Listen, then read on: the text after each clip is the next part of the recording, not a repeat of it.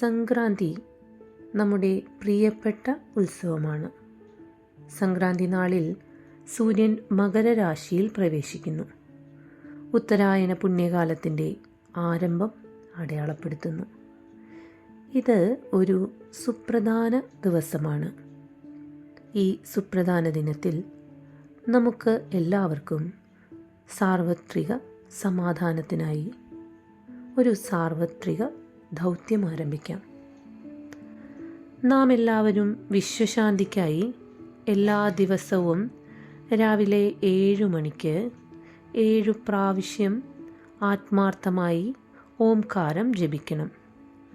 അങ്ങനെ ഓംകാരത്തിൻ്റെ ശക്തമായ ശബ്ദസ്പന്ദനങ്ങൾ ലോകമെമ്പാടും ഉയർന്നു വരികയും ഈ ബോധത്തിലൂടെ പ്രപഞ്ചശാന്തി പ്രകടമാകുകയും ചെയ്യും. ഈ പ്രവർത്തനത്തിൽ നിങ്ങളെല്ലാവരും പങ്കാളികളാകുമെന്ന് പ്രതീക്ഷിക്കുന്നു.